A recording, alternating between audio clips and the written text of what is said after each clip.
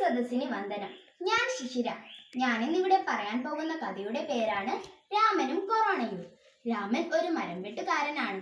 Corona കാലമായതിനാൽ പണികളൊക്കെ നന്നേ കുറവായിരുന്നു. അതുകൊണ്ട് തന്നെ മിക്ക ദിവസവും പട്ടിണിയിലുമായിരുന്നു രാമനും കുടുംബവും. അങ്ങനെ ഒരിക്കൽ രാമൻ ചിന്തിച്ചു, ഇങ്ങനെ ഇരുന്നിട്ട് കാര്യമില്ല. ദൂരെയാണെങ്കിലും വനത്തിൽ പോയി കുറച്ച് മരങ്ങൾ വെട്ടി വിറകുകളാക്കി ചന്തയിൽ കൊണ്ടുപോയി വിറ്റ് പട്ടിണി അകറ്റാം. അങ്ങനെ അയാൾ പിറ്റേ ദിവസം രാവിലെ കാട്ടിലേക്ക് പോയി. അവിടെ നിറയെ മരങ്ങൾ ഉണ്ടായിരുന്നു.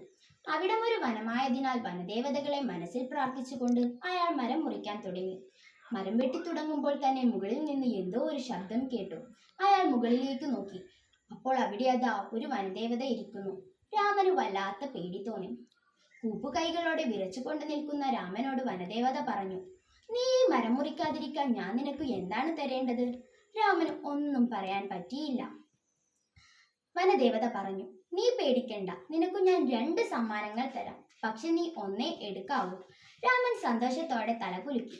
രാമന്റെ മുമ്പിൽ 2 പാത്രങ്ങൾ വെച്ചുകൊണ്ട് വനദേവത പറഞ്ഞു, ഒരു പാത്രത്തിൽ നിറയെ ധനമാണ്, മറ്റേ പാത്രത്തിൽ നമ്മുടെ നാട്ടിലാകെ വ്യാപിച്ചു കൊണ്ടിരിക്കുന്ന മഹാമാരിയായ കൊറോണ വരാതിരിക്കുവാനുള്ള മരുന്നാണ്. പക്ഷെ നീ ഇത് വിറ്റു കാശുണ്ടാക്കാൻ പാടില്ല, എല്ലാവർക്കും വെറുതെ കൊടുക്കണം. രാമൻ ആലോചിച്ചു. ലോകത്തെ ആകമാനം കാർന്നു തിന്നുകൊണ്ടിരിക്കുന്ന മഹാമാരിയായ കൊറോണയെ തുരത്തുകയാണ് വേണ്ടത്. പണം വരും പോവും, വിലപ്പെട്ട ജീവനുകൾ രക്ഷിക്കാൻ പറ്റില്ലല്ലോ. രാമൻ തൊഴുകൈകളോടെ പറഞ്ഞു, മരുന്നു മതി.